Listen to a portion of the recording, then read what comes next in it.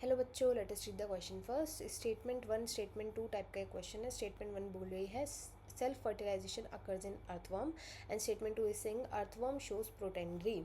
हमें बताना है if both statement one and two are correct, if both statement one and two are incorrect, if statement one is correct and two is incorrect, और if statement one is incorrect and two is correct. तो यहाँ पे हम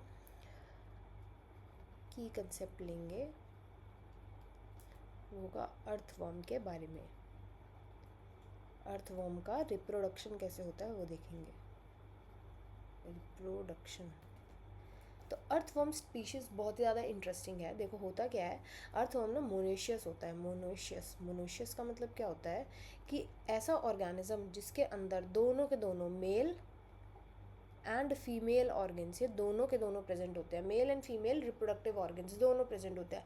मतलब कि ये sperm भी बनाएगा एंड ये एग भी बनाएगा, दोनों चीज़ें बनती हैं।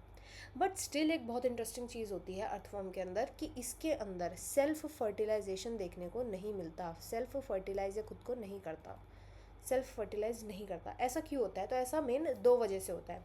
पहली चीज़ तो होती है कि जो अपर्चर्स होते हैं ना, जिसके थ्रू गैमीट का एक्सचेंज होता है, जो होल्स होते हैं, अपर्चर्स होते हैं, इनकी पोजीशन बहुत ही अलग अलग होती है। पोजीशन इज़ डिफरेंट, तो इसलिए सेल्फ फर्टिलाइजेशन हो ही नहीं सकता। जब अपर्चर्स ही दूर दूर है तो आपस में फर्टिलाइजेशन, देखो इंटरनल किसी डक्ट से तो फर्टिलाइजेशन नहीं होता। अब बाहर से अपर्चर होने चाहिए बट वो भी नहीं होता, बाहर के अपर्चर से भी एक्सचेंज नहीं हो पाता, तो खुद का ही स्पर्म और खुद के ही एग से फर्टिलाइज नहीं कर पाता। तो पहले तो ये रीज़न हो गया।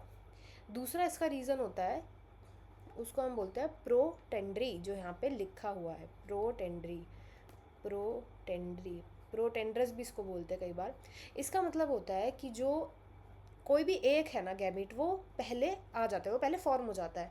या फिर हम ये बोल सकते हैं कि जो इसके अर्थवर्म के अंदर देखा जाता है ना, होता है कि जो मेल ऑर्गन होता है ना, मेल सेक्स ऑर्गन, ये पहले मैच्योर कर जाता है।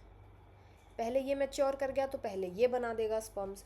जब पहली स्पर्म बन गए, एंड स्पर्म आपको पता है ज़्यादा टाइम तो जी नहीं सकते, तो अगर अभी इसने किसी दूसरे अर्थवर्म के साथ फर्टिलाइजेशन नहीं किया तो क्या होगा कि ये जो स्पर्म्स होंगे ना, ये सारे बेकार हो जाएंगे, सारे इन सब स्पर्म्स की डेथ हो जाएगी। तो इसलिए जल्दी से ये वाला जो अर्थवर्म है किसी दूसरे अर्थवर्म के पास जाता है एंड देन उसको फर्टिलाइज कर देता है, जिसका एग मेच्योर हो चुका होता है उसको जा करके फर्टिलाइज कर देता है। तो इनके अंदर सेल्फ फर्टिलाइजेशन नहीं देखने को मिलती है, क्रॉस फर्टिलाइजेशन करते हैं, इसके बावजूद कि इनके पास दोनों ही सेक्स ऑर्गन्स प्रेजेंट होते हैं। तो अब हम यहाँ पे स्टेटमेंट को देखेंगे। स्टेटमेंट वन बोलिए कि सेल्फ फर्टिलाइजेशन अकर करता है अर्थवर्म में, विच इज़ इनकरेक्ट।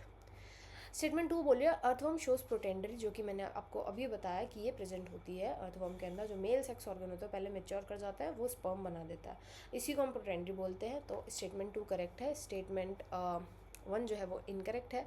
तो हम डी ऑप्शन को मार्क करेंगे। One is incorrect and two is correct. I hope you understood well. Best of luck and thank you.